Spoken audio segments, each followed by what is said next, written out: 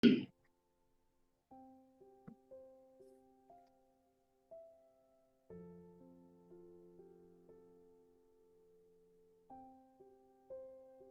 frères et sœurs, élevons nos regards vers cette fenêtre dans les cieux que l'on ouvre virtuellement. Et élevons nos pensées, nos cœurs et nos volontés vers notre Père, le Créateur, Créateur de tout et tous, souverainement juste et bon.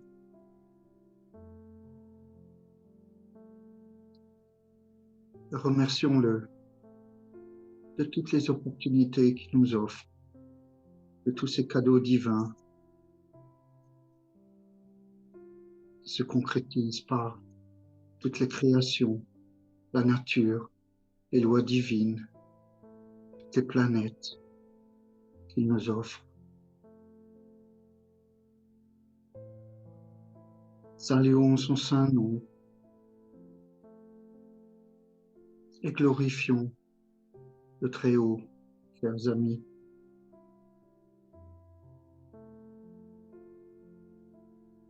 Père, toi qui es la source intarissable de toutes ces lumières, de cet enseignement dont nous puisons chaque jour la force, l'espérance.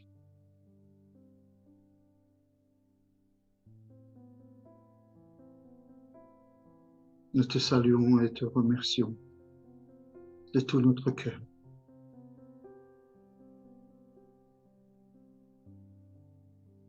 Tu nous donnes l'opportunité par les études de connaître tes lois divines, le futur de nos vies. Oh, merci Père. Jésus d'amour, nous voici à nouveau sur ton chemin, en ce jour de samedi.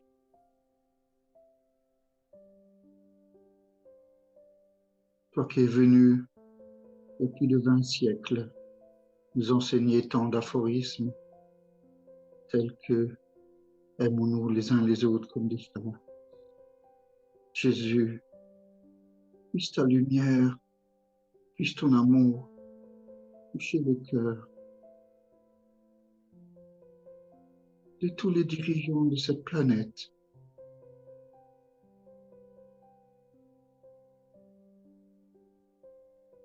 afin de faire naître en eux la solidarité, la fraternité, l'amour du peuple et du prochain.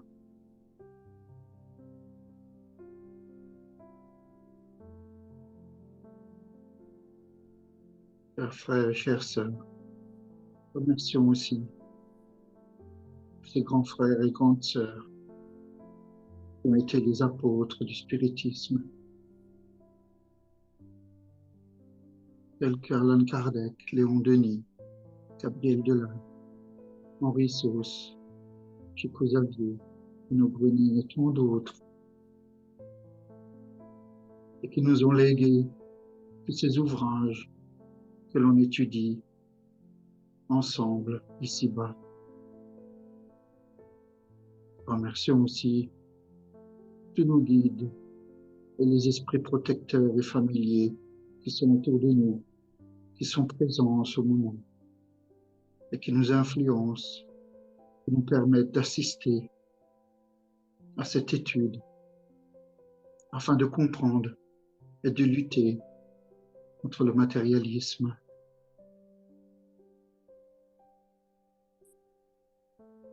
Et de plutôt pratiquer l'amour du prochain, de participer à ce formidable ouvrage qu'est l'amour inconditionnel de notre Père. Et pour clôturer cette prière, chers amis, élevons nos pensées Faisons retomber des vibrations sur ses frères d'Ukraine et ses frères du Moyen-Orient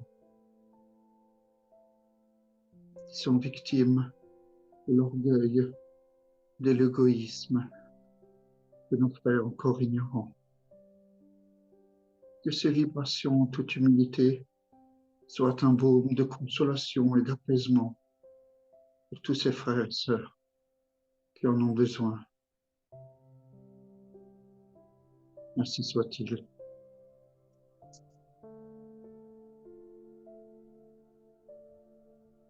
Merci beaucoup, Dominique. Belle prière.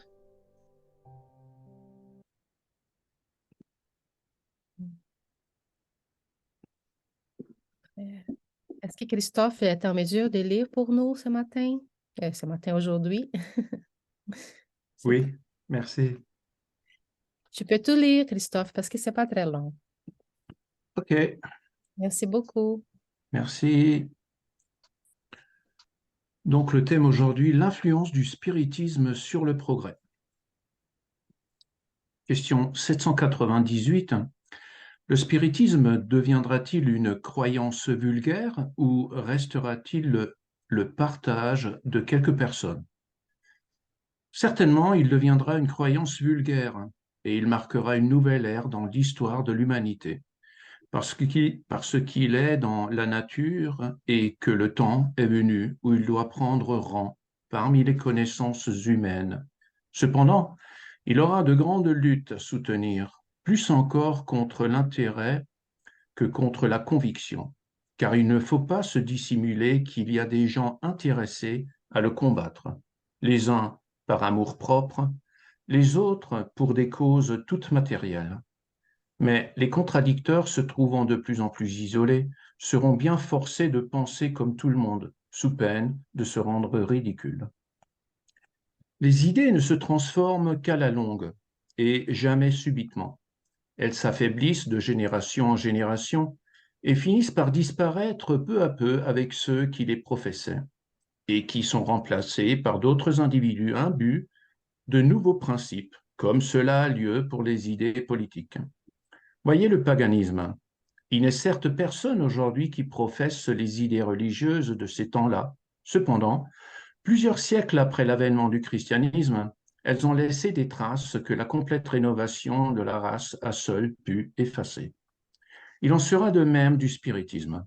Il fait beaucoup de progrès, mais il y a encore pendant 2 ou 3 générations un levain d'incrédulité que le temps seul dissipera.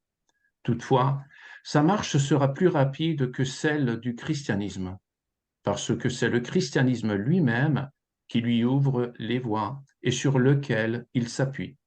Le christianisme avait à détruire, le spiritisme n'a qu'à édifier. Question 799. De quelle manière le spiritisme peut-il contribuer au progrès?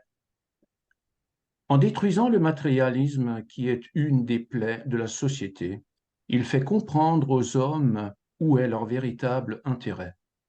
La vie future n'étant plus voilée par le doute, l'homme comprendra mieux qu'il peut assurer son avenir par le présent. En détruisant les préjugés de secte, de caste et de couleur, il apprend aux hommes la grande solidarité qui doit les unir comme des frères. Question 800. N'est-il pas à craindre que le spiritisme ne puisse triompher de l'insouciance des hommes et de leur attachement aux choses matérielles? Ce serait bien peu connaître les hommes si l'on pensait qu'une cause quelconque pût les transformer comme par enchantement. Les idées se modifient peu à peu selon les individus, et il faut des générations pour effacer complètement les traces des vieilles habitudes. La transformation ne peut donc s'opérer qu'à la longue, graduellement et de proche en proche. À chaque génération, une partie du voile se dissipe. Le spiritisme vient le déchirer tout à fait. Mais en attendant, n'aurait-il pour effet chez un homme que de le corriger d'un seul défaut? Ce serait un pas qui lui aurait fait faire, et par cela même un grand bien. car ce premier pas lui rendra les autres plus faciles. Allan Kardec, Le Livre des Esprits.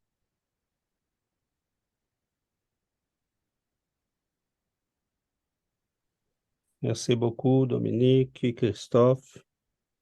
Merci à tous. Nous avons trois questions, quatre questions du Livre des Esprits, de la loi de progrès. Et évidemment, quand on lit la première, on dit, bon, ça va se passer vite, le changement, on va avancer. Et là, on lit la dernière, on dit, non, non, non, il ne faut pas trop s'y presser, ça va doucement. Et en fait, on voit que je crois même que dans la première question, on est un peu optimiste parce que les changements sont vraiment des longues haleines. Et on dirait qu'ils vont, tous les changements chez l'être humain, ça va se faire par des vagues plus ou moins imposantes, dépendamment du temps et de l'époque. Mais mettons, on ne peut pas dire qu'une idée si sophistiquée que celle du christianisme ou des grandes religions ont pu atteindre tous les êtres humains au même niveau. La doctrine spirite même nous aide à comprendre cela. Supposons que nous sommes dans une région géologique qui en a la partie la plus inférieure au niveau de la mer. Et là, on a des échelles qui montent vers une montagne. Et un événement s'est produit. Mais chacun va voir cet événement selon l'auteur qui l'occupe à ce moment-là. Donc, la propre réincarnation nous explique que même une idée en étant très sophistiquée, très avancée, elle peut être perçue d'une manière complètement erronée. Et on a vu ça avec toutes les grandes religions, hein, le christianisme, l'islamisme, le bouddhisme. À un moment donné, on voit là des gens se disputer des positions, des affaires d'argent et des guerres. C'est clairement une compréhension profonde de la réalité de ces messages. Et malheureusement, il y en a ceux qui ont compris l'essence divine de ces messages dans les grandes religions, dans les grands spirituels, mais il y en a plusieurs frères et sœurs qui, malheureusement, ne se sont pas détachés encore des idées très primitives. Est-ce que nous sommes vraiment loin du paganisme? Est-ce que nous nous sommes détachés de l'idée que je dois aller à l'église, offrir quelque chose et demander à mon Dieu qu'il me donne ça et cela, il fasse ça et cela pour moi? Est-ce que nous nous sommes vraiment détachés de ces idées? Donc, on voit que non, il y a des gens qui, dans les premiers moments des grandes religions, ont compris la spiritualité profonde qu'il y en avait là, mais ces gens-là avaient déjà fait un parcours. Et c'est ça qu'il faut. J'aime beaucoup la perception que le spiritisme nous donne. On ne peut pas forcer, mais le progrès ne va pas s'arrêter. Qu'on ait des conceptions erronées, qu'on ait des conceptions qui sont bonnes, qu'on ait des conceptions plus ou moins bonnes, peu importe, le progrès va se faire. De génération en génération, ça peut prendre des siècles, mais on verra les conséquences de ce qu'on pense, de ce qu'on fait, et on comprendra finalement qu'il faut changer. Donc, dans ces questions, quand il parle de l'spiritisme, le christianisme, mettons, on parle évidemment, Allan Kardec écrit majoritairement pour les Occidentaux. Et le christianisme a été la branche spirituelle la plus impuissante dans les sociétés occidentales. Mais on voit là, hein, le paganisme revient en force parce qu'on ne peut pas vraiment détruire quelque chose. Allan Kardec parle là d'une manière presque figurée parce que oui, à un moment donné, les gens se sont rendus compte qu'il était ridicule d'avoir des 300 dieux, 5000 dieux différents et cela n'avait pas de sens. Mais aujourd'hui, on voit là qu'on ne peut pas imposer une religion, ce qui la branche chrétienne catholique a fait cette erreur-là. Hein. D'ailleurs, Emmanuel considère que l'institution de la papauté, ça a été vraiment les moments que la spiritualité a considéré qu'on avait un échec. Finalement, l'échec s'était produit parce qu'ils ont dit, bon, là, on revient à l'ancienne Rome qui va vouloir s'imposer au monde.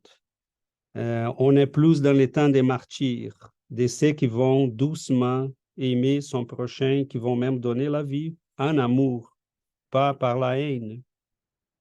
Et ils ont compris mais les spiritualités comprennent aussi que c'est impossible, on ne peut pas forcer l'évolution. Doucement, les gens dans les pouvoirs ont commencé à se disputer, est-ce que ça va être à Constantinople, est-ce que ça va être à Rome? Et là, bon, on va se séparer sans les affaires humaines. On n'a pas compris le message. Et il y en a quelques-uns qui l'ont compris. Et c'est avec ces gens-là que les choses avancent, que la compassion se présente, que l'amour marche sur cette planète, que la douceur atteint les gens qui en ont besoin, que l'amour s'y répand. Donc, peu importe, à un moment donné, il faut, avec la conception que nous avons de la réincarnation, donc nous comprenons que ça prend du temps, comme il dit dans la dernière question. Ça serait vraiment très naïf de notre part de croire que des grands changements vont s'y produire. Jusqu'à l'époque de Jésus, nous étions dans un monde complètement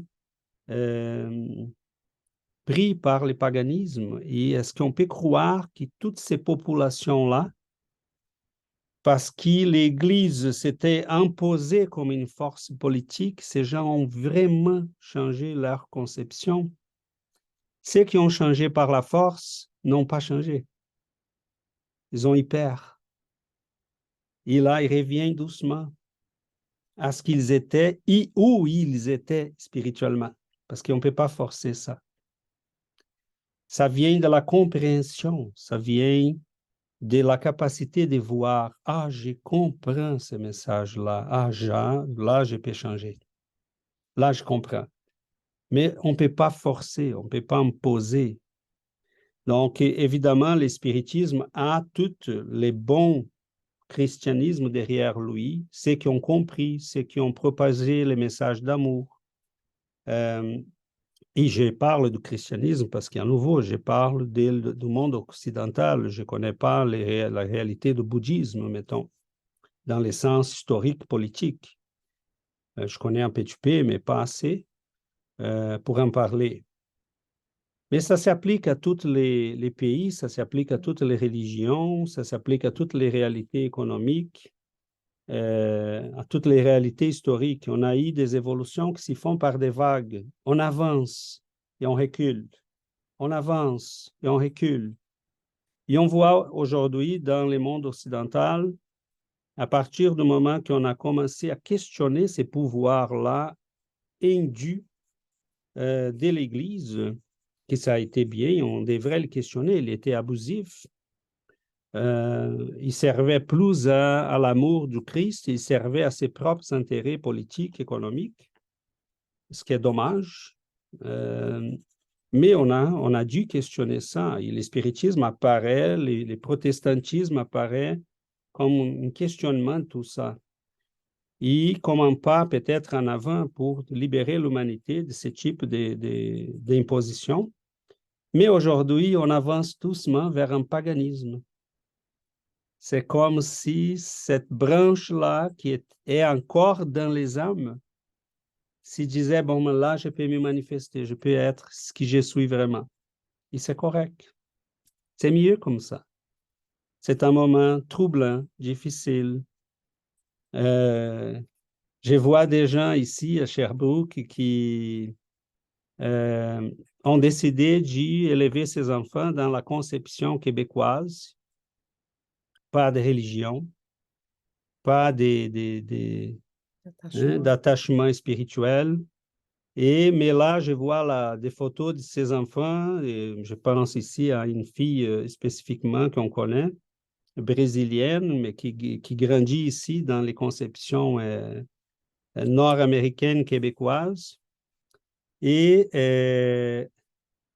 à un moment donné, je voyais des photos, elle était dans une forêt avec des amis à faire un culte des natures, du paganisme. Donc, on va vers la forêt pour adorer les dieux de la forêt, des choses comme ça. Donc, c'est correct. C'est Elle va là. trouver son chemin. Elle va trouver son chemin un jour, elle va comprendre. On ne peut pas forcer un enfant à devenir un adulte aujourd'hui et demain. Mais nous, et là, je pense que c'est ça qui...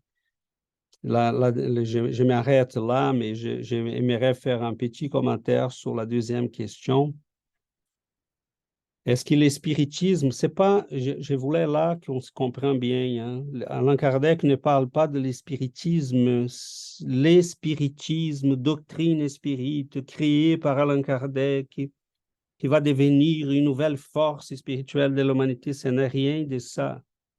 Okay? Allan Kardec ne voulait rien de ça. C'est l'idée.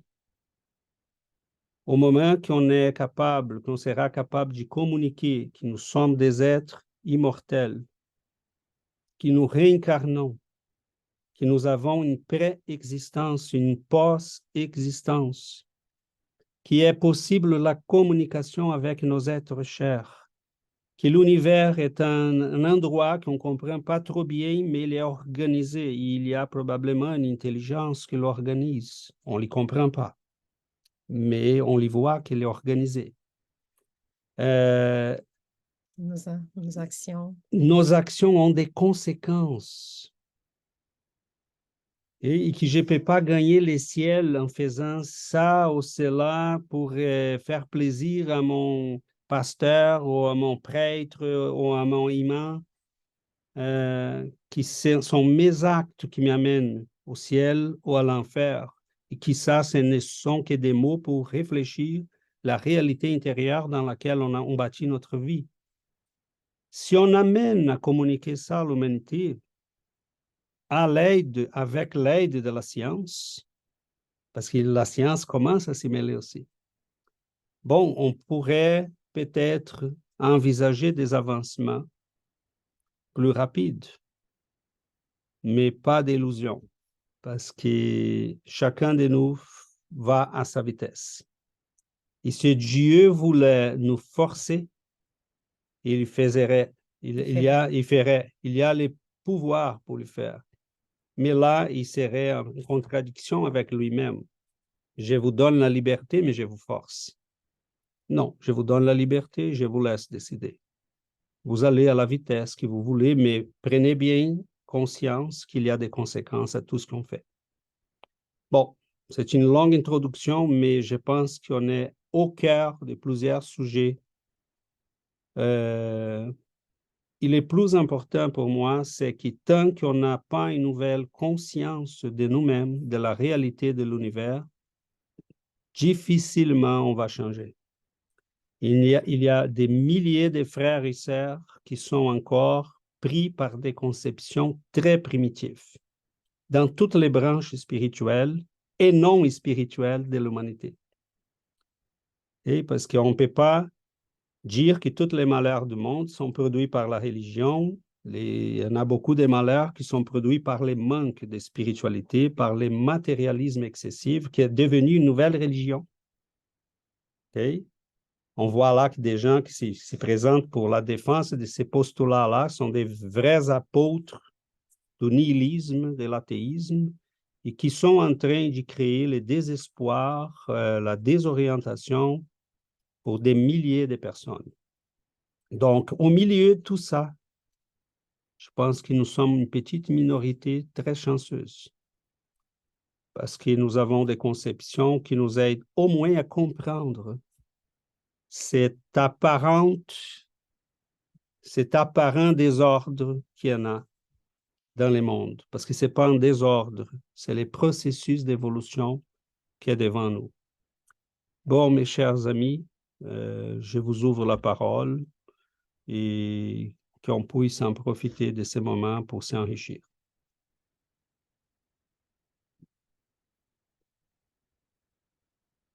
Oui, Yuri? Bonjour.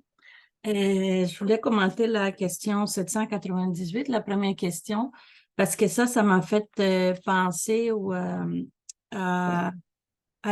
livre La Genèse, quand il nous parle en français, je pense qu'ils sont arrivés les temps, arrivés les temps j'essaie de traduire en français, mais en tout cas, dans ces chapitres, la Genèse, ils nous disent que la doctrine spirit, c'est pas que tout le monde il va devenir spirit, mais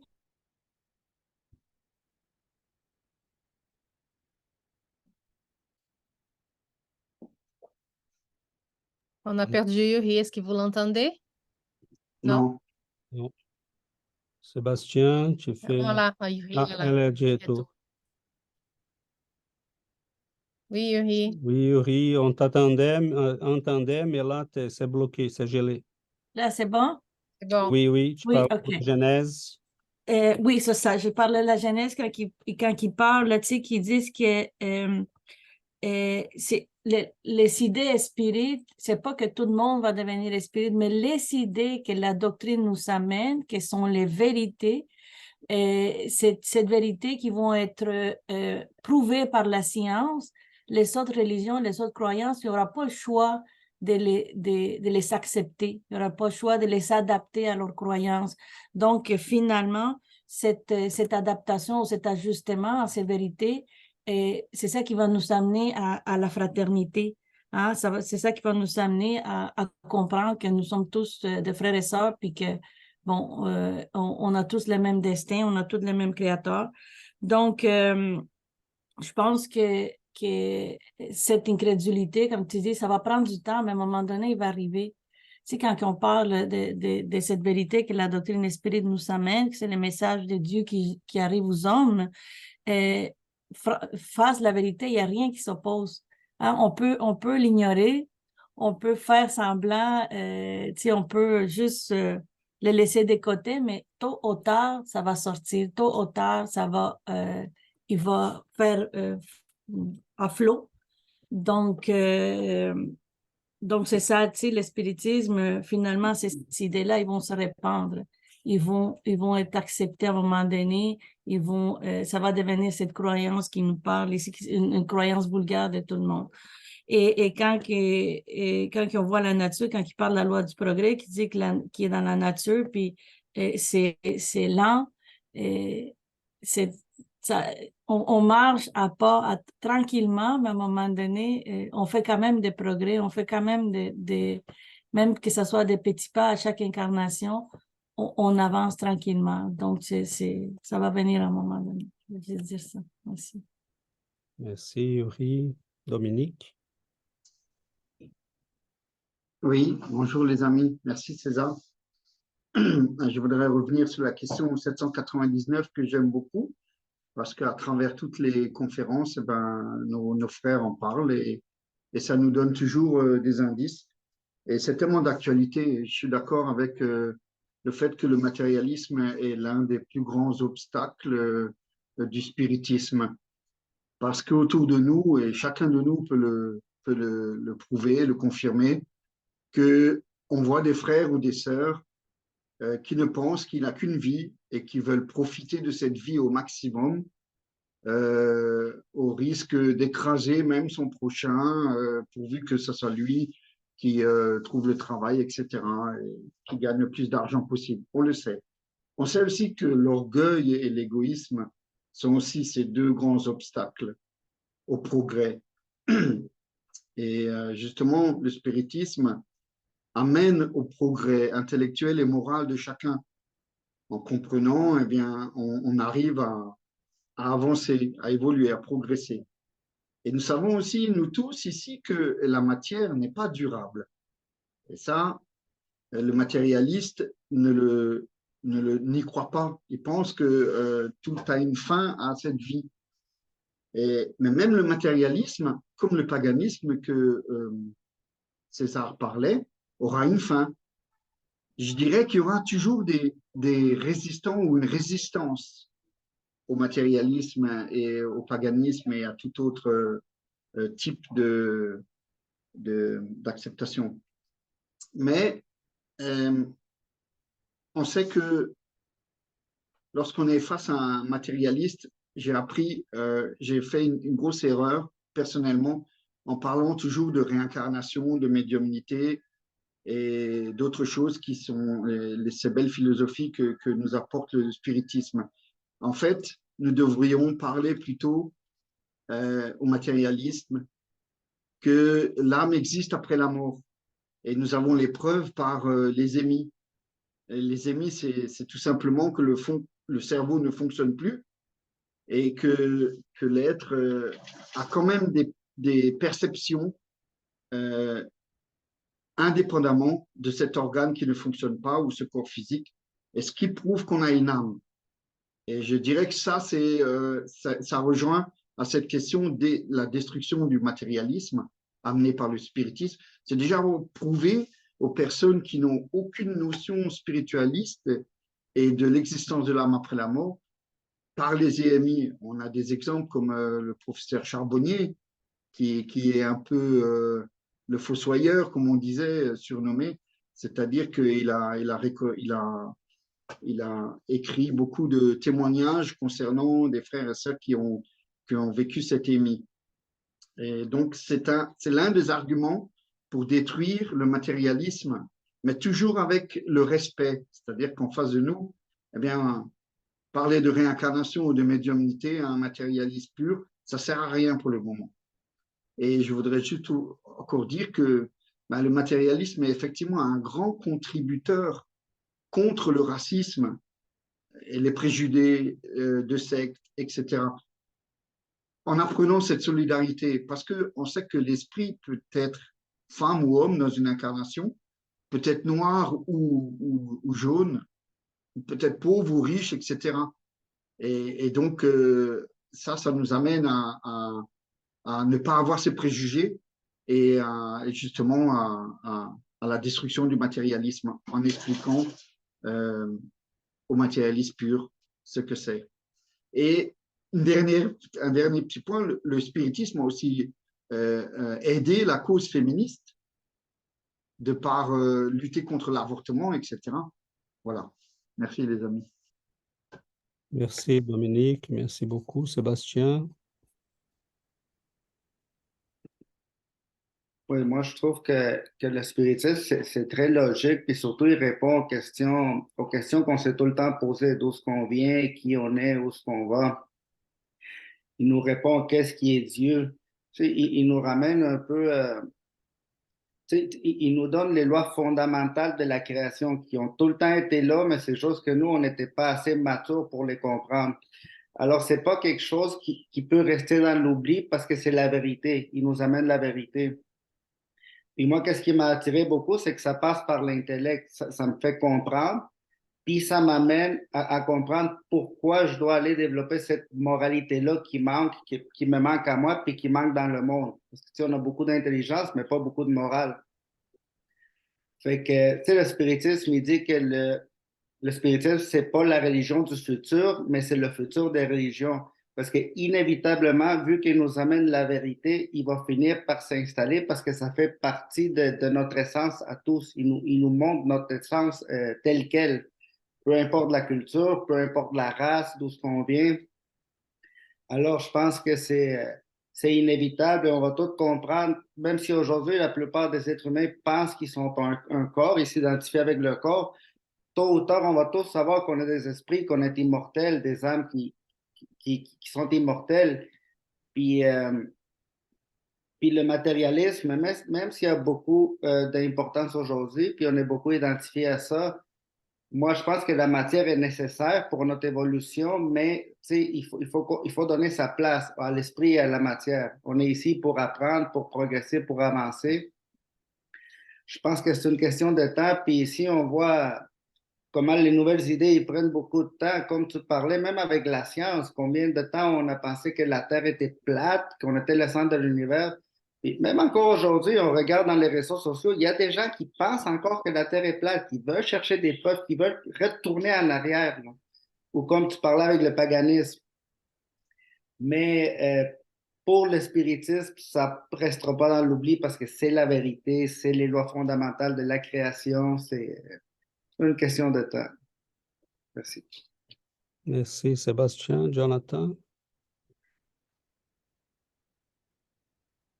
Bonjour à tous. Sébastien, la Terre est plate. Quand je marche devant ma maison, la Terre est plate. C'est ce que je vois avec mes yeux.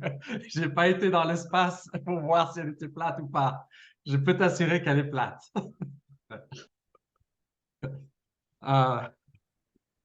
Je pense qu'un autre obstacle, obstacle au progrès, c'est de parler de la mort. Et j'ai assisté à une conférence il y a un peu plus d'1 an c'était avec des scientifiques des États-Unis, de l'Angleterre et des religieux et des scientifiques qui travaillent avec des gens qui décèdent, qui assistent des gens qui sont en train de décéder.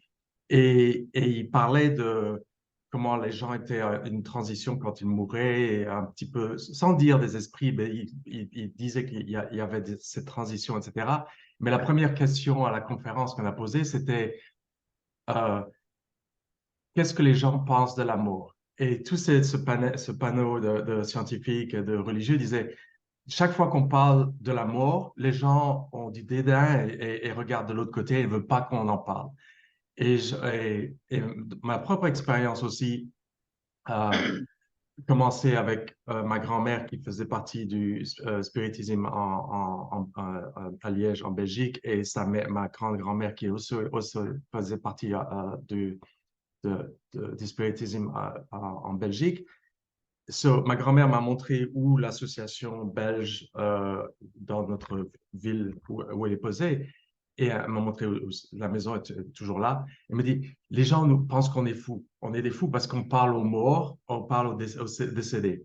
Et je vous ai déjà dit, mais ma mère et mon oncle m'ont toujours dit que ma grand-mère et mon arrière-grand-mère étaient des fous parce qu'ils passent leur nuit à parler aux esprits, etc. Et je les ai crus pendant longtemps, jusqu'à ce que ça m'est arrivé à moi. Oh, actuellement, il y a des esprits. Donc, je pense qu'un des grands obstacles, c'est la mort. Et les quelques fois, j'ai arrêté maintenant, mais les quelques fois où je parle à des gens un petit peu de mon expérience apprendre la mort. Et en anglais, on dit, quand vous êtes né, vous êtes 1 year old, 2 year old. Ça veut dire que dès que vous êtes né, vous décédez. Et ce que j'ai appris, c'est apprendre le processus de la mort, c'est apprendre la vie. Parce que l'autre chose que le spiritisme m'a donné, c'est de comprendre que mon corps matériel, il y a mon corps matériel que j'emprunte, qui n'est pas moi, et il y a mon esprit. Et maintenant, je dédicate ma vie à mon esprit, à travailler sur mon karma, et je prépare mon voyage. J'appréhende la mort. J'attends que ce corps disparaisse et que je puisse enfin revenir avec mon esprit. Quand je fais mes méditations des fois je pars 1 semaine et je fais des silent retreat, des méditations silencieuses où on ne parle pas, mon corps disparaît, que personne ne sait que je suis là, à part les gens qui sont au temple, et je suis seul avec moi-même.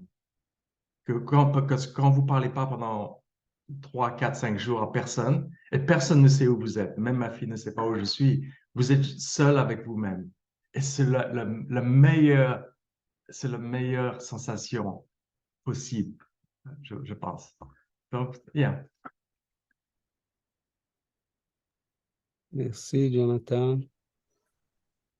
Dominique avait levé la main? Non? Merci, Jonathan.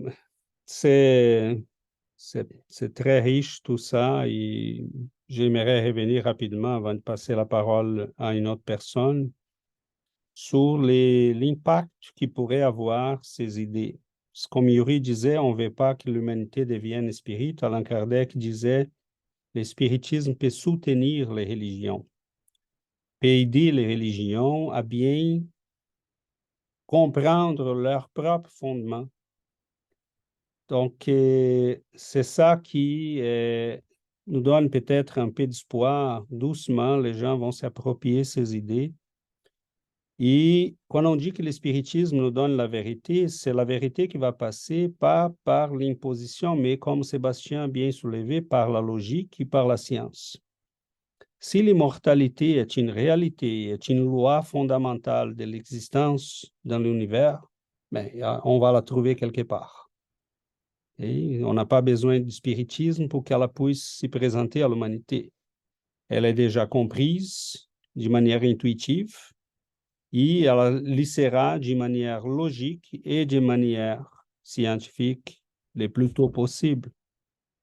Si sont des lois, si la réincarnation est une loi, ce n'est pas une croyance. Si c'est une loi, on va la trouver dans la nature et on va être capable d'y s'y rendre là par la science.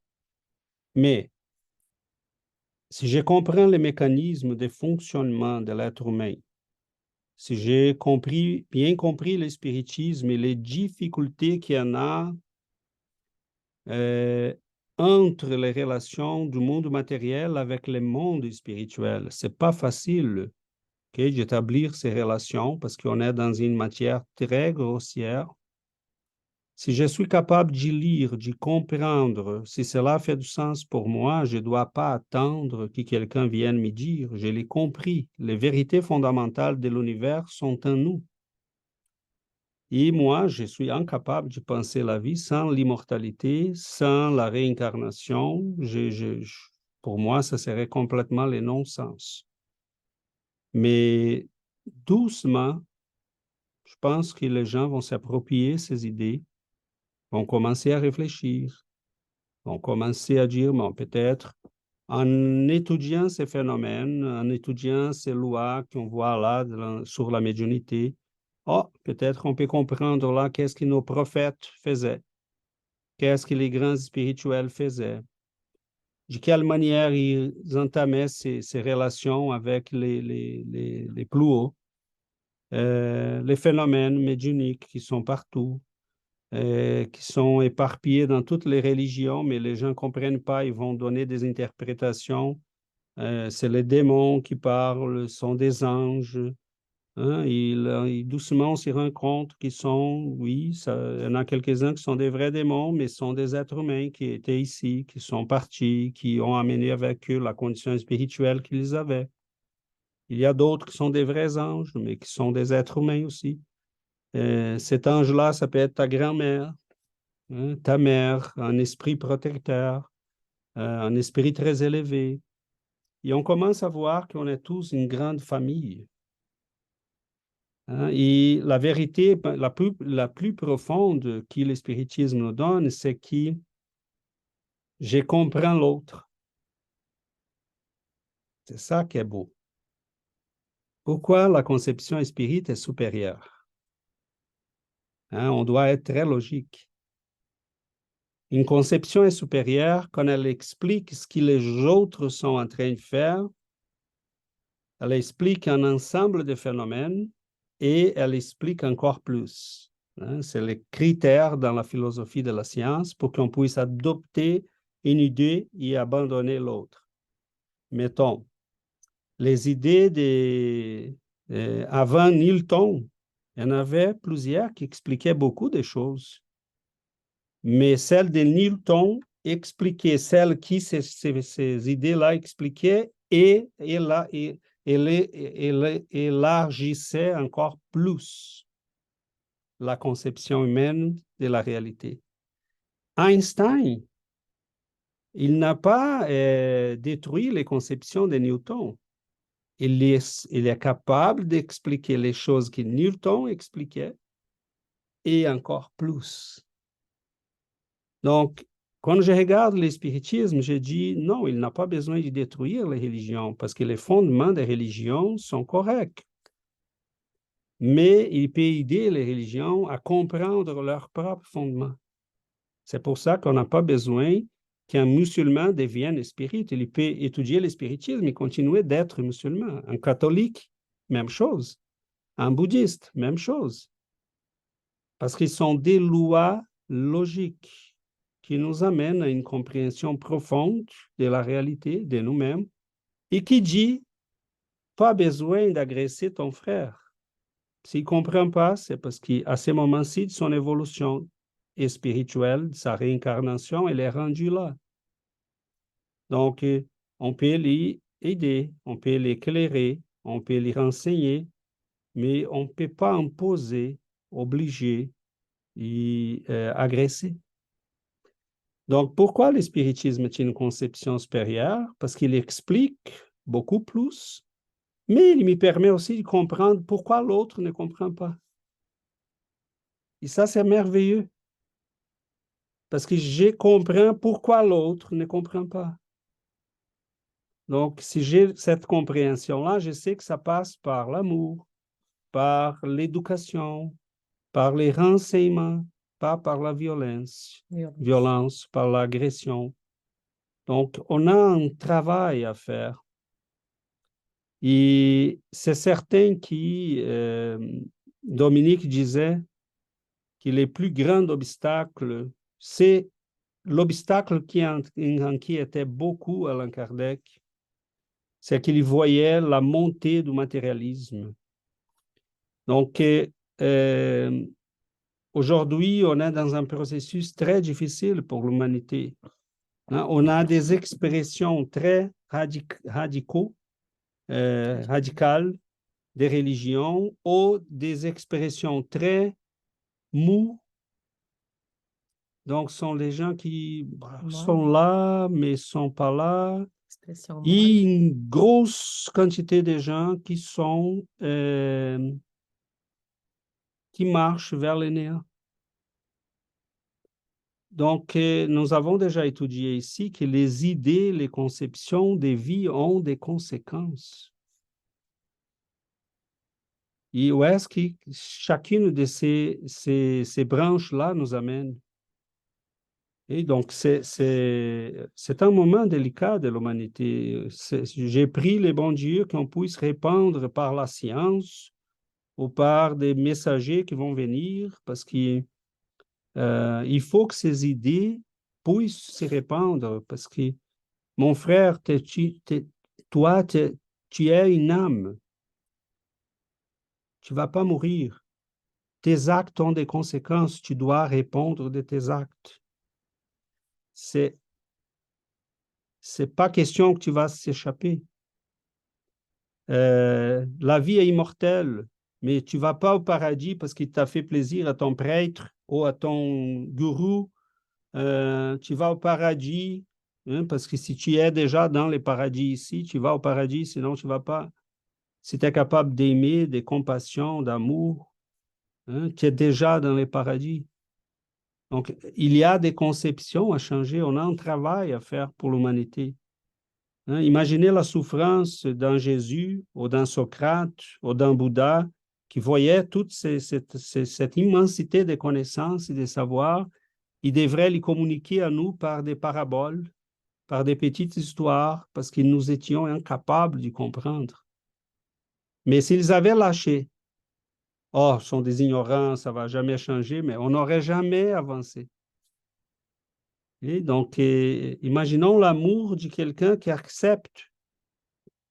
Écoute, Jésus avait des pouvoirs, hein? Il pourrait s'échapper facilement. Mais il dit non, non, ça va, j'accepte pour vous dire que je parle sérieusement.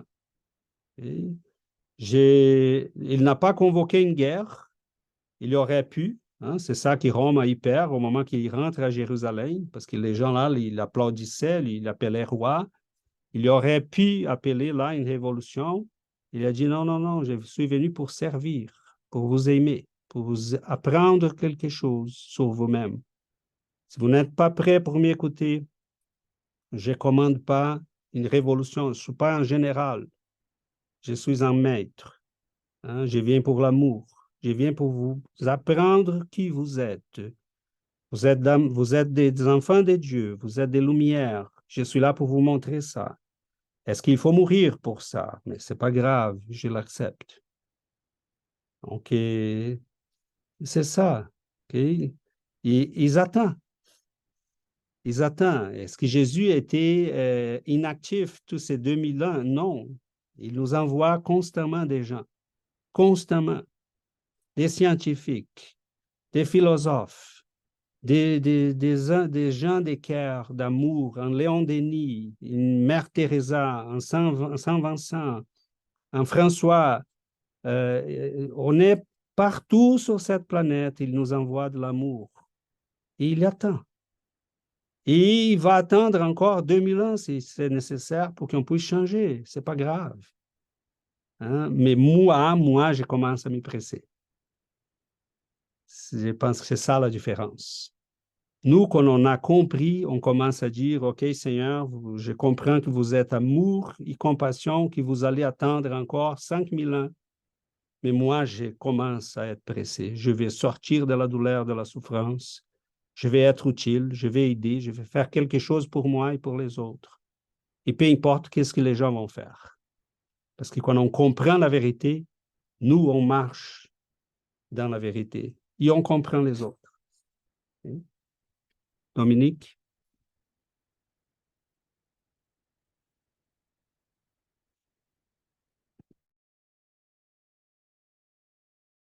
Dominique, on ne t'entend pas. Ouvre le micro, Dominique, s'il te plaît. Ah, c'est bon. Je voudrais revenir sur ce que Sébastien il a dit, qui était très important, c'est que l'influence du spiritisme dans la question 799 contre le matérialisme est aussi une contribution du progrès parce qu'il nous amène au progrès moral et intellectuel. Et autour de nous, je parle dans toutes les familles, dans le progrès intellectuel, on a des professeurs, on a des gens qui sont plus aisés pour expliquer comment fonctionne un ordinateur, on a des chimistes, des physiciens, etc.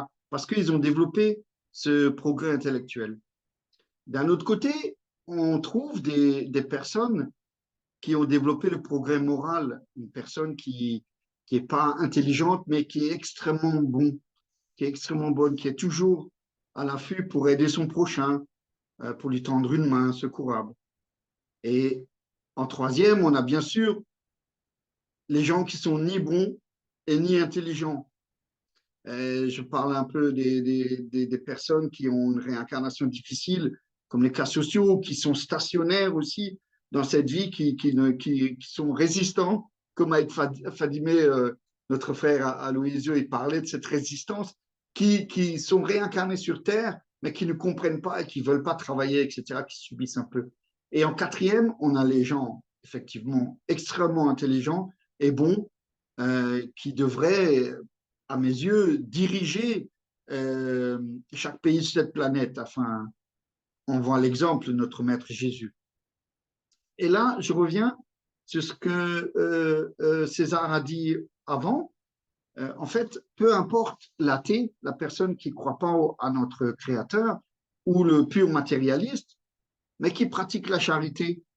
Et ça me fait penser que dans une association, il y a un ami qui est dans ce cas-là, et qui est banquier, donc extrêmement intelligent, matérialiste, mais pas forcément moralement développé, eh bien, il pratique la charité. Donc, peu importe qu'ils soient musulmans, c'est vrai qu'on ne doit pas les amener au spiritisme et leur faire comprendre que l'âme existe après la mort. Et ça, eh ben, il n'est pas encore prêt parce qu'il croit que tout s'arrête en une vie. Donc ça, c'est intéressant ce que Sébastien a développé, qui est venu d'un seul coup à reparler de ce progrès intellectuel et moral qui est nécessaire pour nous, afin justement aussi de contribuer et de lutter contre le matérialisme. Voilà. Merci beaucoup, Dominique. Fadimé? Ton micro, Fadimé. Je voulais juste reprendre mon ami Dominique. Alors, si j'ai bien compris, tous les cas SOS ne sont pas forcément des gens mauvais, bien au contraire. C'est plutôt des gens qui sont plutôt désespérés et qui savent pas faire autrement. Mais fondamentalement, ils sont pas mauvais. Même un terroriste, fondamentalement, il n'est pas mauvais parce que quand il fait quelque chose, sa croyance est que c'est pour une mission, ça donne un sens à sa vie. Je pense que dire que les gens qu'ils soient résistants, ok, mais qu'ils soient mauvais, non. Je pense pas. Et pour travailler, c'est pour ça faut juste faire attention parce que ces vidéos sont quand même publiées sur Internet. Donc, il faut juste être vigilant à ce qu'on dit. Les cassos sont pas des mauvais. C'est des gens ignorants, résistants, mais pas mauvais. Voilà. Merci, Dominique. J'ai vécu dans un moment donné, je travaillais au Brésil dans des écoles qui on a commencé à recevoir. À un moment donné, on a reçu dans les villes au Brésil, les gens ont commencé à quitter la campagne et ont commencé à venir pour travailler dans les villes parce qu'il y avait plus d'emplois et tout ça. Et le gouvernement a créé la notion bon, l'éducation doit être pour tous et on va offrir des places dans les écoles pour tout le monde. Les études jusqu'au secondaire sont gratuites et bon, on va offrir à tout le monde. Mais bon, les théories sont très bonnes. À un moment donné, on a vu que les villes étaient pleines de bidonvilles, qu'on avait des gens qui habitaient dans des conditions très difficiles. Et à un moment donné, on a commencé à recevoir dans les écoles. Au Brésil, on a les écoles qui enseignent en soirée parce que ces jeunes-là doivent travailler toute la journée. Et à un moment donné, je voyais là la dégradation. D'année en année, la dégradation devenait de plus en plus évidente. Des jeunes très ignorants, très incapables de même les choses les plus simples de l'éducation de base. Et pour nous, les enseignants, ça devenait impossible. Mais j'ai vu à un moment donné, j'ai dit, quel dommage, parce que c'est tant qu'on ne décide pas à vraiment éduquer nos frères et sœurs, à partager avec eux la connaissance, la spiritualité. Je voyais dans ces jeunes-là ces désespoirs, ça va s'ajouter à ça, à l'effet que sont des esprits encore assez difficiles, ça n'aide pas. Okay? Quelques-uns sont très résistants déjà par nature. Et on bâtit un système autour d'eux qui c'est pour ignorer. On est très axé sur nos conforts, notre richesse, notre bien-être. Et il y en a des milliers de jeunes, des filles qui sont laissées à eux-mêmes, qui ne sont pas éduquées, qui ne sont pas... Et évidemment, ces gens-là deviennent de plus en plus la proie des criminels, qu'ils soient dans les religions, comme on voit à ces moments-ci. Ce n'est pas acceptable, ça. Ils sont pris par des criminels, okay? Parce qu'une religion qui t'autorise à tuer quelqu'un n'est pas une religion, sont des gens criminels. Mais cela s'y passe au Brésil. Ils ne sont pas pris par les musulmans ou les catholiques radicaux ou les protestants radicaux, ils sont pris par les gangs, les trafiquants de drogue. Donc, peu importe où est le désespoir, peu importe où est le manque d'éducation, ils sont pris par des gens qui veulent que les ténèbres réussissent sur cette planète, au nom de la religion, au nom de l'athéisme, au nom de n'importe quoi. Donc, moi, je suis né dans une famille très pauvre et j'ai vécu avec des criminels quand j'étais jeune. Je me rappelle même d'une fois que j'ai retourné de l'école et j'ai étudié dans ces écoles-là des soirées. J'avais 12 ans. J'ai travaillé dans un supermarché. Et ma mère me disait, tu vas dire bonjour, merci, monsieur, m'a appris l'éducation de base. Elle n'était pas une femme cultivée, elle était une femme de ménage. Et je revenais de l'école 11 heures en soirée. 23 heures. 23 heures. Et une madame est sortie. Elle a dit, rentre, rentre, rentre. Là, on était 4, 5.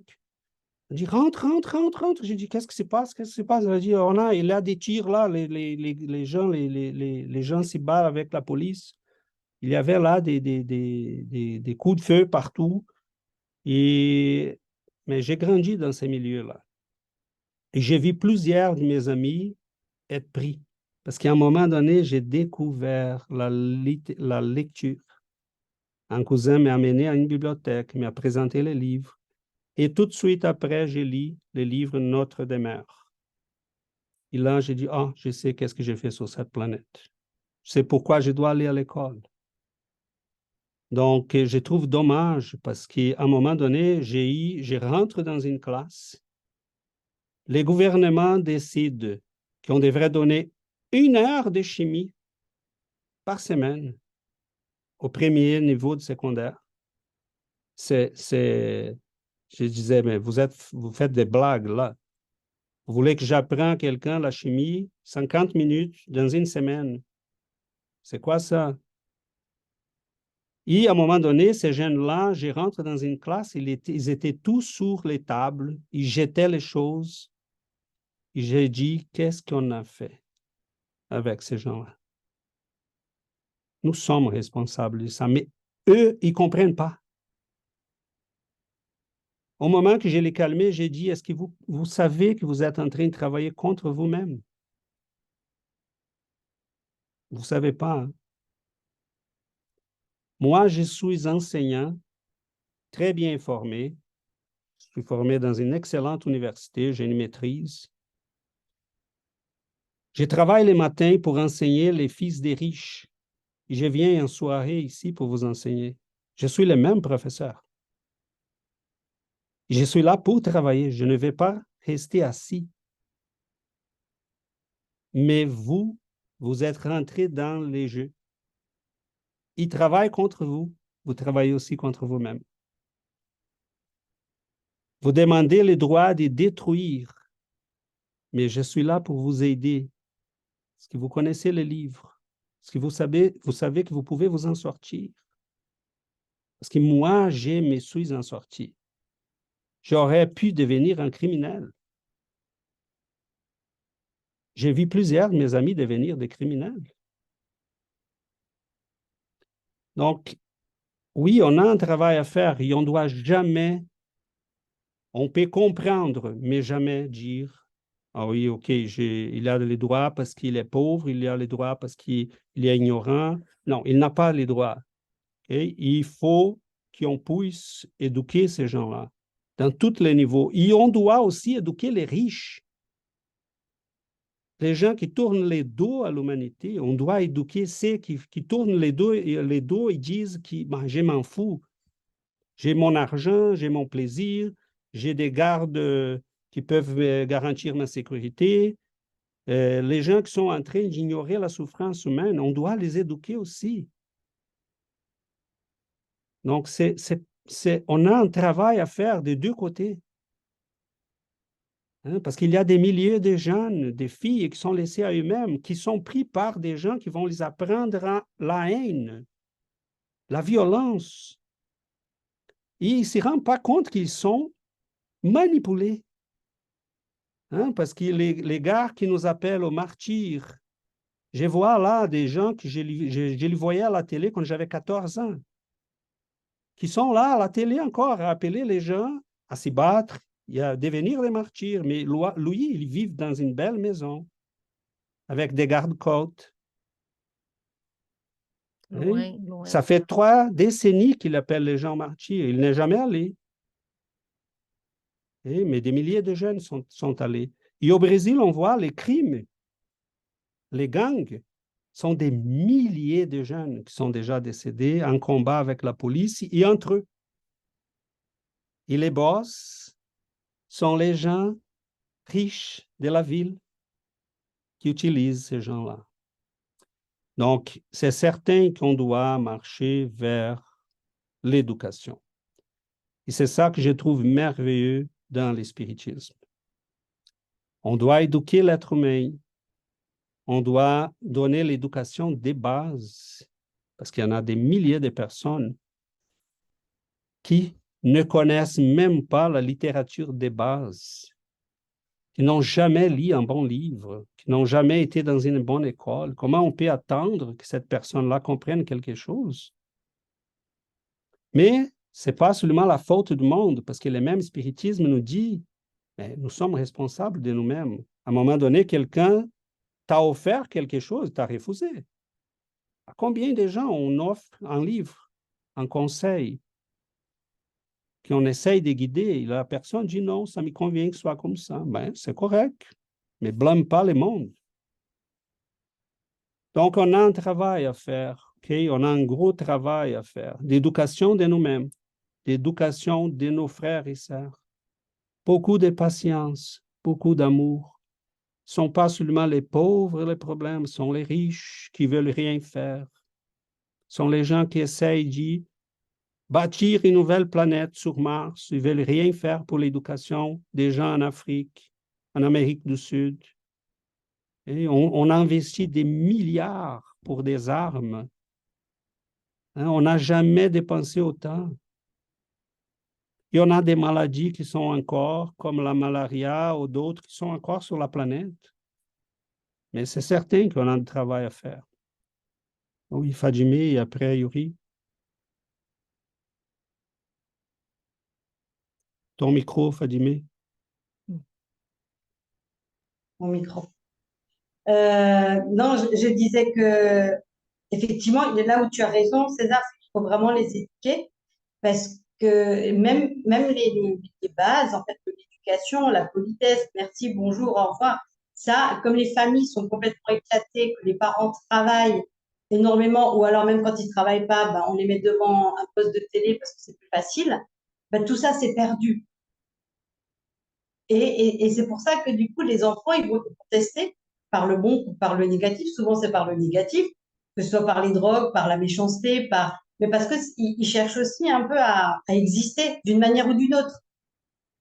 Donc, peu importe comment, mais pourvu qu'on me remarque, pourvu que j'existe. Et c'est vrai que si, voilà, parce qu'il y a aussi beaucoup de maintenant de athées, autant avant la religion, même si elle était négative, trop sectaire, du coup, ça enfermant, mais au moins ça donnait des bases. Aujourd'hui, vu qu'on est athée, qu'on ne croit plus en rien, bah, du coup, c'est vrai que notre vie manque de sens. Là, pour les Occidentaux, on est vachement dans le matérialisme, on essaye de combler ce vide intérieur par l'achat de ci, par les vacances, par ci, par ça, mais ça, c'est quand même, c'est momentané. Et chez les pauvres, pareil, quand on voit les riches, on a l'impression que c'est ça le bonheur ou c'est ça la vie, ça donne du sens.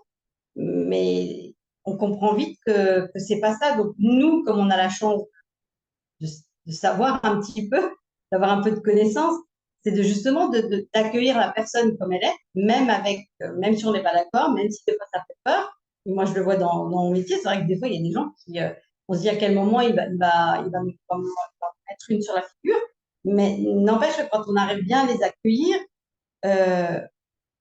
parce que quand les gens sont accueillis sans jugement, ben, je trouve que déjà ils sont plus ouverts à la discussion. Voilà. C'est les comprendre n'est pas accepter tous les comportements néfastes et négatifs. Exactement. Et effectivement, juste leur rappeler que ben, son comportement a des conséquences sur la vie d'autrui et la sienne en particulier. Exactement. C'est parfait, Fadime. C'est ça. Et c'est ça le travail d'éducation qu'on doit faire. Ok, mon frère, je te comprends, mais je ne peux pas accepter ça, tu dois changer Voilà. ça pour ton bien. Ok? Il y a d'autres chemins dans la vie, tu dois les essayer aussi. Ok? Mais c'est un travail d'éducation. Mes amis, regardons ces âmes qui sont en train de travailler pour notre éducation. Est-ce qu'Alain Kardec s'y sentait compris? On lit Léon Denis, on dit comment cet homme-là a pu voir si loin, comprendre si bellement les choses, mais il n'a pas condamné personne, il n'a pas tapé sur nos doigts parce que mais mon frère, tu ne comprends pas, tu es un stupide. Non, il nous laissait là tout ce qu'il fallait laisser. L'éducation, c'est un acte d'amour. Qu'elle soit l'éducation de base ou l'éducation la plus sophistiquée de la spiritualité, c'est un acte d'amour. Okay? Et je pense que doucement, on doit choisir. On aime, on n'aime pas. On fait le travail de l'amour. Ou on va s'y rendre à nos vieilles habitudes. Donc, il faut s'inspirer de ces gens-là. Hein, je regarde là, Léon Denis, il y a vu la Première Guerre mondiale. Ça a été une des pires de l'histoire. Sanglante, horrible, des milliers de jeunes perdus par la guerre. Ça ne suffisait pas. Et plusieurs de nos ancêtres ont vu la Deuxième Guerre mondiale. Et on est là peut-être en risque d'une troisième. Mais la humanité avance. Doucement. Doucement. Mais elle avance. Donc, ce qui m'étonne, c'est que ces gens-là, ils ont lancé les messages. Ils auraient pu dire, je laisse tomber. Ils auraient pu dire, je laisse tomber. Est-ce que les disciples de Bouddha comprenaient Bouddha? Est-ce que les disciples de Jésus comprenaient Jésus? Ils savaient qu'ils ne comprenaient pas tout. Hein? Mais s'ils laissaient tomber, on n'aurait jamais avancé. Et donc, personne ne peut changer les faits. Les faits sont la meilleure chose que ça existe sur cette planète. Je ne peux pas changer les faits qui Bouddha a existé, qui Jésus a vécu entre nous, qui Kardec a écrit ses livres, qui Léon Denis a écrit ses livres. Je ne peux pas changer cette réalité. Elle est là. Okay? Doucement, il faut la faire connaître. Il y en a un amour immense qui marche toujours sur cette planète. Quand je vois ces guerres, quand je vois ces désespoirs, quand je vois l'haine, toute cette haine qu'il y en a encore chez nous, dans nos cœurs, je vois ces grands esprits d'amour qui ont marché sur cette planète et qui essayent. Et ils regardent vers nous, ils disent ils sont des enfants, ils ne savent pas quoi faire. Cette phrase-là de Jésus, sur la croix, hein, il n'était pas en train de prendre un café avec ses amis, il était sur la croix, avec des hématomes partout, avec du sang qui coulait. Et mon Père, pardonne, ils ne savent pas qu'est-ce qu'ils font. Pardonne-le. Ils ne savent pas qu'est-ce qu'ils font. Donc, je suis très content de savoir, de connaître la réincarnation, de connaître l'immortalité de l'âme. Et à un moment donné, il ne faut pas se laisser traîner par la peur. Si on sait c'est quoi la vie, si on connaît la vérité, il faut vivre en conséquence. Et pourquoi ma vérité est meilleure? Parce qu'elle me permet de comprendre l'autre. même quand ils agissent contre moi. Donc, il y a des critères, hein. On ne dit pas que la vérité de quelqu'un est meilleure que celle de l'autre si on n'a pas de critères. La nôtre nous permet de comprendre l'autre, même quand il agit de manière stupide, mauvaise, ignorante. Yuri, tu avais levé la main. Non, en fait, rapidement, c'est ça, juste dire, tu sais, quand la première question qui nous parle des luttes que Kardec a vécues, que le spiritisme a vécues, les grandes luttes à soutenir, et ça, c'était en 1850. Nous autres aussi, on a des grandes luttes à soutenir pour l'éducation que tu parlais tantôt, parce que, bon, il y a toujours une résistance du monde, il y a toujours... donc, il ne faut pas se décourager, puis il faut continuer à divulguer, il faut continuer à afficher ce nouveau modèle que nous, on connaît maintenant. Et Dominique, la semaine passée, parlait de l'exemple aussi. Et oui, c'est sûr que c'est évident l'exemple, mais aussi divulguer la doctrine comme telle, parce qu'il y a plein de monde, le besoin est très grand, et plein de monde qu'un mot, un petit poste, ça change leur vie. Hein, ça sauve des suicides, ça leur ramène une compréhension de la perte des êtres chers. Et bon, enfin, rapidement, c'est juste nous aussi, on a ces luttes-là, puis il faut continuer, puis rester ferme à notre doctrine, puis dans notre divulgation. Merci. C'est très bien dit, Yuri, merci énormément. Et cela me ramène à, on finit bientôt, mais cela me ramène à un petit... je renforce énormément ce que Yuri vient de dire. On a un travail à faire, mais je dis à nouveau, on a un travail à faire. Ce n'est pas les autres. Et ça, ce n'est pas devenir des missionnaires, c'est tout simplement amener des livres aux gens qui en ont besoin, donner à une bibliothèque, donner aux gens dans la prison, laisser là à l'entrée, écoute, vous pouvez mettre ça dans la bibliothèque des prisonniers, laisser sur les bancs des endroits publics, des autobus, oublier un livre dans les consultaires dentaires. C'est ça notre travail. C'est un travail de fourmi, mais comme Yuri a dit, ça peut sauver des vies. Moi, je travaille dans une école qui en a beaucoup d'émigrants, qu'il y a beaucoup de musulmans, qu'il y en a des chrétiens, qu'il y en a des gens de partout.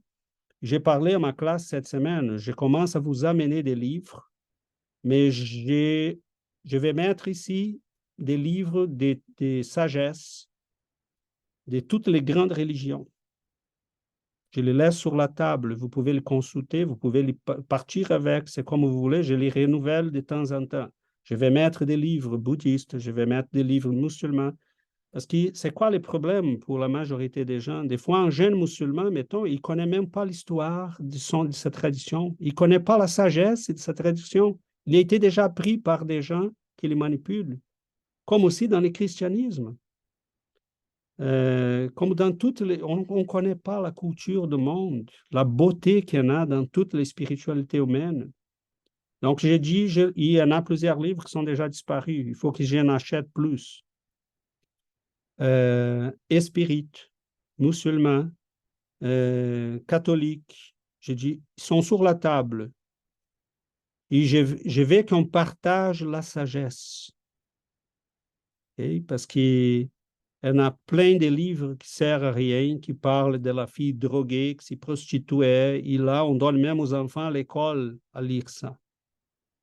Donc là, on attend qu'ils deviennent quelque chose de mieux de l'humanité, mais on lui donne à lire les pires des pires. Donc, dans ma classe, j'ai dit, si vous avez des suggestions, vous pouvez me dire, c'est moi qui vais trier, parce que je vais des livres, des bons livres, des livres de sagesse, de tous les volets spirituels de l'humanité, mais il faut nous amener au milieu de nous-mêmes. Il faut nous faire grandir. Hein? Une des filles a dit, d'origine afghane, elle a dit, il faut qu'on partage ce qui est bon, hein, prof? Je dis oui, c'est ça. Donc, doucement, Il y a eu des gens qui ont eu de patience avec nous. Il y a eu des gens qui ont eu de patience avec nous, qui nous ont aimés. Je me rappelle un ami spirit qui était très connu au Brésil à un moment donné. Et j'ai dit, ton guide, tu sais les liens que tu as avec lui? Il a dit, oui, oui, je sais. Il m'a raconté. J'ai dit, tu peux me dire? Il dit, oui, je peux. Il a dit, il était chrétien dans les premiers siècles. Et moi, j'étais un soldat romain. Et j'ai eu la charge de les écouter. Et au moment que j'allais le tuer, il a dit, je te pardonne, mon frère, c'est pas grave, je comprends. Je n'ai pas capable encore de comprendre. Et il a dit, je n'ai jamais oublié. Je l'ai tué. Mais à partir de ces moments-là, quelque chose a changé en moi. Donc, c'est lui aujourd'hui qui m'aide encore. Donc, on a eu beaucoup de gens qui ont eu de patience avec nous. Prenons le temps de patienter aussi. Bon, on va finir. Je vous invite.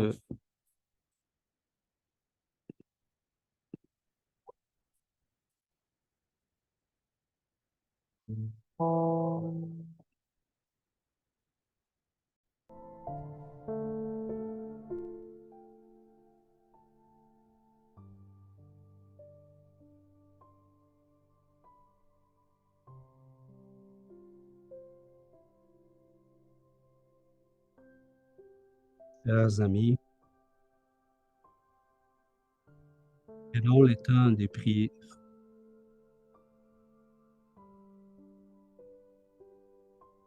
En laissant pour quelques instants que la douceur de ces présences d'amour puisse venir à nous, puisse venir à nos cœurs, à nos âmes, comme un rayon du soleil qui rentre par la fenêtre et commence à éclairer toute la maison. Et ces rayons du soleil nous invitent aussi à sortir de la maison, à regarder les jardins de ce monde, les montagnes, la mer, la beauté qui nous a été donnée par amour. Cette lumière nous invite à regarder nos frères et sœurs qui marchent avec nous, en ignorant très souvent leur propre origine. Quelle joie avons-nous de pouvoir leur dire, et c'est mon ami, tu es un enfant de Dieu.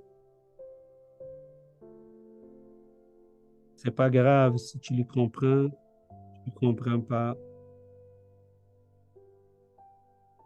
Toi, tu es un enfant de Dieu.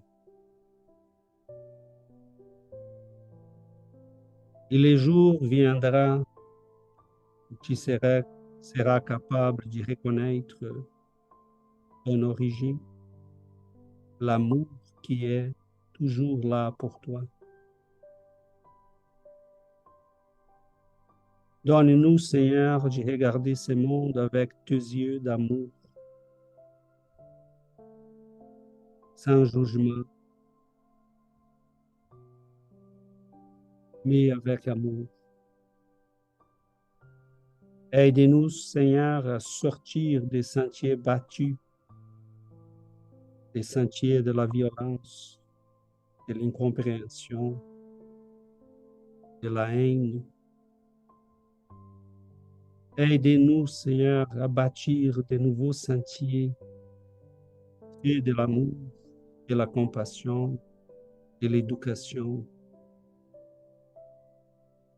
Doucement, aidez-nous, Seigneur, à avoir le courage, pas d'y changer le monde, mais de changer à nous-mêmes. Parce que ça, c'est un travail immense. Mais chacun de nous peut le faire, il doit le faire. Que nos prières, Seigneur, puissent se répandre comme une pluie de lumière sur les hôpitaux, sur les prisons, sur les foyers en détresse. Que cette lumière puisse toucher les cœurs des pères, des mères, des enfants, de la jeunesse qui supplie l'éducation, le chemin, la lumière.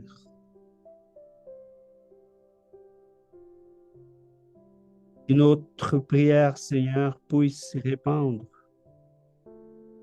et arriver au foyer gâté par l'argent et la richesse, et toucher doucement le cœur de ses frères et sœurs pour qu'ils puissent regarder à côté et voir la bénédiction qui leur est donnée de pouvoir agir et changer le monde. Aidez-nous, Seigneur, à voir un peu plus clair.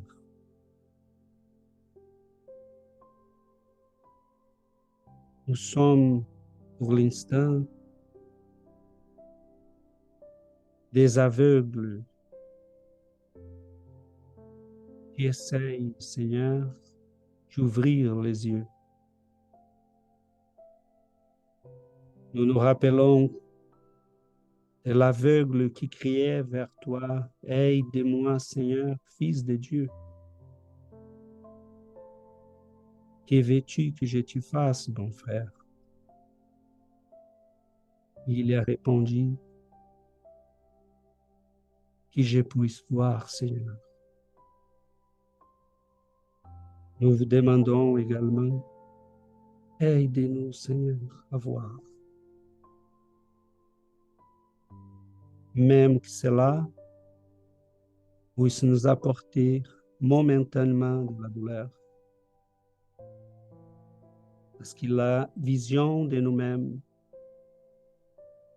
ça peut être douloureux. Gardez-nous, Seigneur, dans votre amour, chers êtres de lumière qui sont autour de nous.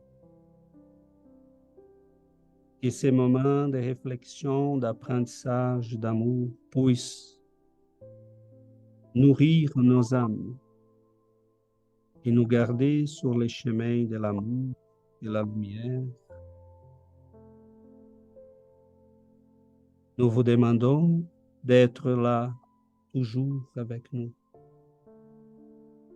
Parce que pour de vrai, nous sommes des enfants. Donne-nous vos mains, guidez-nous, aidez-nous.